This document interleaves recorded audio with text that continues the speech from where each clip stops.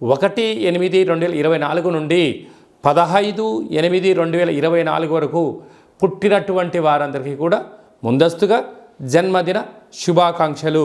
గతంలో వివాహం చేసుకున్న వారికి వివాహ వార్షికోత్సవ శుభాకాంక్షలు.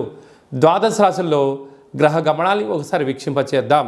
తులారాశి వారు ఆదివారం అమావాస్య పుష్యమి నక్షత్ర సందర్భంగా కాళ అమావాస్య కాళాష్టమి రోజున ఒకవైపు అష్టమంలో కుజుడు గురు సంచార స్థితి దోషంగా సంచారం చేయనప్పుడు ఎలాంటి విధులను పాటించాలో ఈ వీడియోలో సవివరంగా సంపూర్ణంగా తెలుసుకుందాం.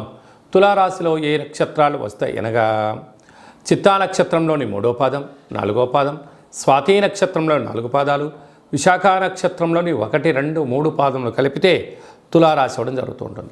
చాలామందికి పుట్టినటువంటి కాల సమయంలో డేటా బర్తులు లేనటువంటి కారణం వలన పేరు యొక్క మొదటి అక్షరాన్ని అనుసరిస్తూ రాశిని తెలుసుకునే ప్రయత్నం చేద్దాం. రా, రి, శ్రీ, రు, రే, రో, తా, తి, తు, తే, తో అక్షరాల వారందరూ కూడా తులారాశి జాతకులే. తులారాశి యొక్క అధిపతి శుక్ర భగవానుడు. వీరు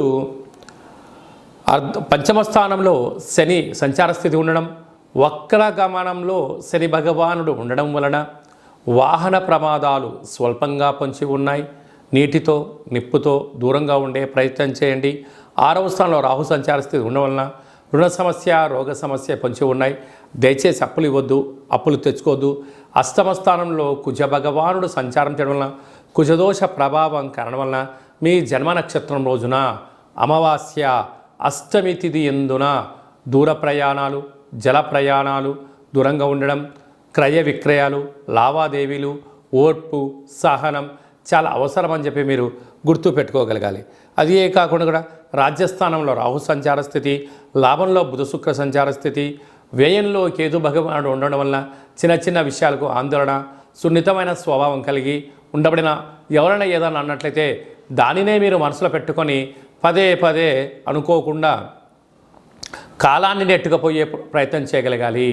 కనుక తెల్ల జిల్లడి యొక్క వృక్షం చుట్టూ ప్రదక్షిణ, దీపము, వీలైతే ఆ యొక్క వేరును తెచ్చుకొని మట్టిని బాగా కడిగి సింధూరం బాగా పూసుకొని పూజామందిరంలో ఉంచుకొని తంత్ర వరసిద్ధి తాంత్రిక కాళభైరవ హోమ కార్యక్రమాన్ని చేసి ఇంట్లో పెట్టుకున్నట్లయితే అద్భుతమైనటువంటి మీరు రాబోయే 7 తరాల వారికి ఆనంద సిద్ధి, ఆరోగ్య సిద్ధి, ఐశ్వర్య సిద్ధి, కనక సిద్ధి, అమృత సిద్ధి అనేటువంటి అనేక రకాల సిద్ధులు మీకు సొంతమై తులారాశి వారికి ఎనలేనటువంటి ధనం, ఐశ్వర్యం మీ సొంతం కాబోతుంది.